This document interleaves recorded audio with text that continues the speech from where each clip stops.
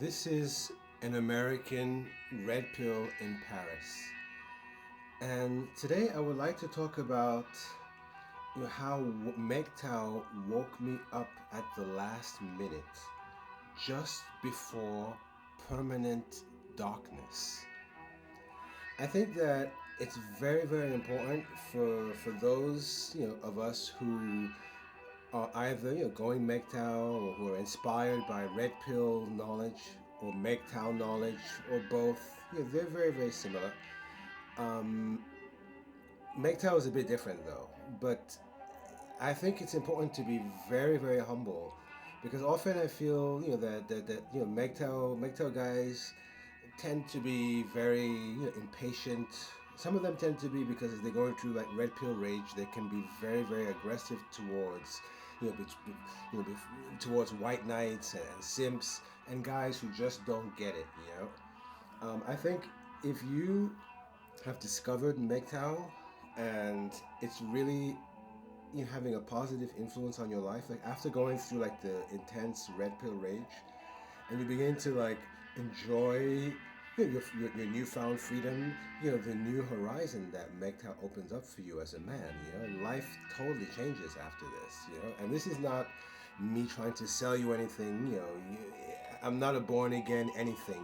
But it definitely does change everything because the whole edifice, the whole foundation, of your moral, psychological, financial, emotional, oppression, somehow gives way. It's almost like the Red Sea opens up and you can like sprint into your freedom.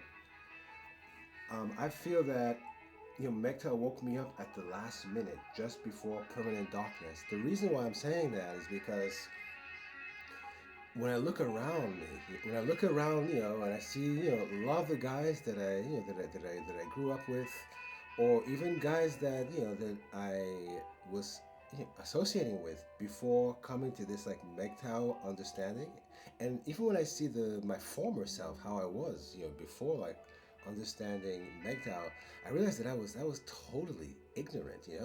I had no idea of, I would even say of female nature. I had intuitions. I had an inkling of like female darkness. I had intuitions of it, and I had moments of outright vertigo and terror at the perception of female darkness in situations that I was in.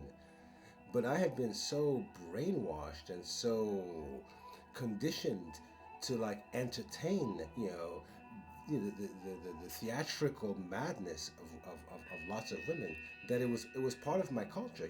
We are somehow brought up as men to to entertain the theatrical nature of women. Women who talk too much, women who are capricious, women who act childish, women who who treat reality as if it were a stage, and who hog the floor, of life, and who hog the floor of relationships and of situations in a way that, you know, that there's outright, unacceptable finally.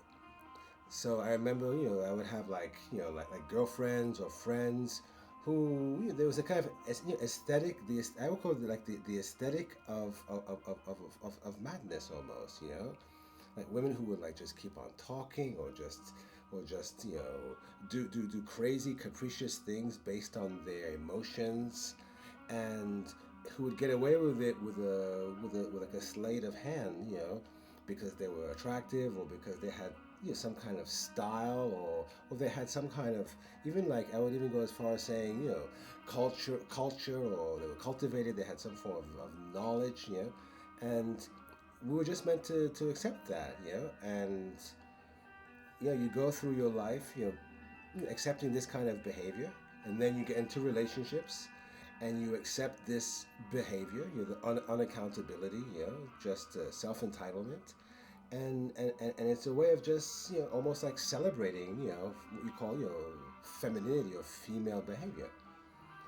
So MGTOW woke me up, just at the brink of darkness, because I finally realized that all of these intuitions that I had, all of what I like perceived, and each time that I would bring up this type of subject to other men, we would talk about it to a certain point, but we would never come to a conclusion. And when I would mention this to women, of course, they would deny it, or they would brush it off, and it was always subjective. It was always about a specific woman. It was like, no, women aren't like that. It's that woman, or you're meeting this type of woman, or she's like that. I'm not like that. And so it's just gaslighting in the end. So I think men spend their lives being gaslit from the beginning. You're gaslit by your mom, then by your cousins, by your teachers, by your dad, who probably is a simp, and then by society, by cinema, by music, and you spend your life in a state of permanent gaslighting. So you never come to any kind of general conclusion. And when you generalize, you're a macho guy, or you're just you don't you haven't done enough of the work. And but the work never ends. So once again, it woke MGTOW woke me up, at the last minute, just before permanent darkness. Because had I not woken up,